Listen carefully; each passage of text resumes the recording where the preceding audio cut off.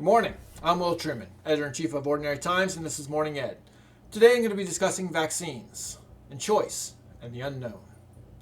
I'm personally not terribly sympathetic to people who choose not to get vaccinated. When I read stories like in Houston where the hospital let a bunch of people go, my main thought is that people shouldn't be fired for refusing to take a vaccine that hasn't been fully authorized by the FDA. However, that authorization is coming, and so soon it will be a moot point. Unlike a lot of healthcare cases, vaccinations are a social in addition to an individual decision with social in addition to individual consequences. While I would much prefer it be a last resort than a first option, that does make it an option. Things are a little bit trickier with kids for a number of reasons, one of which is that they are less susceptible to COVID, and therefore any side effects from vaccinations are comparatively a greater threat.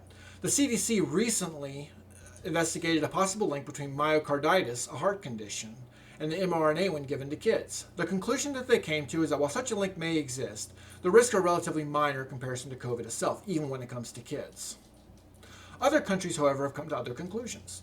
Israel has decided to stop giving the second shot, which is when the onset of the myocarditis starts, usually. In Europe, or the UK, they're not giving the vaccine to kids at all, unless there's some sort of medical indication for why they should need it. The reasons that different countries are approaching this differently is not because some are following the science and some are ignoring it. It's not even that some are being more risk conscious than others.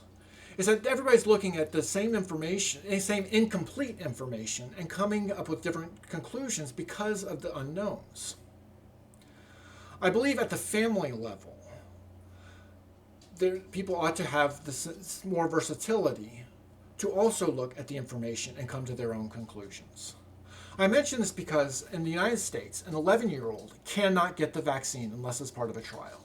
A 12-year-old not only can, but likely will have to in order to attend school in the fall.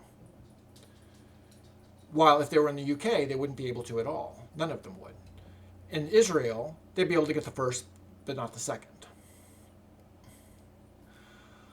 But different circumstances exist within different families. In our family, the first day it is available to her, we will be making an appointment to get our daughter the vaccination. We do the same for a son. That is because, in part, her mother is in constant contact with COVID-positive patients. In other families, there may be a concern about a grandparent that refuses to get vaccinated that they want to visit, and therefore the vaccination becomes a bigger deal, and the possible side effects of the vaccination become less. Other families may have a history of myocarditis, or they may have specific concerns, or they might review the information and come to a different conclusion. And therefore, even though their kid is over 12, they may make the decision that the vaccine is not something that they should pursue at this time.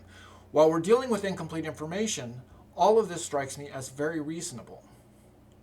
Yet while we have appended society in response to this vaccination, in response to this virus, we have closed businesses, we have run people into bankruptcy, we have denied kids education.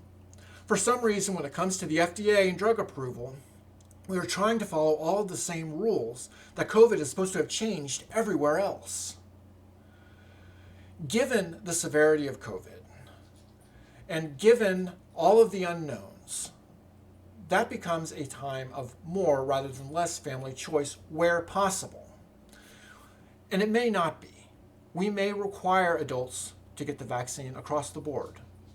We may have to require kids to get the vaccine. We may not require adults to get the vaccine and then have to require kids to go to school because we can. There are a lot of possibilities here.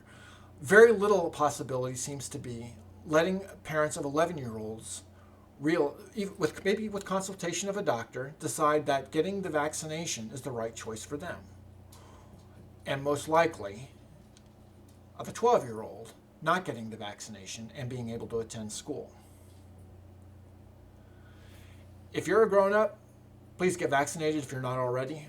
If for no other reasons so that our kids don't have to, but also for yourself and for your family. I'm Will Truman, Editor-in-Chief of Ordinary Times, and this has been Morning Ed. Have a great day.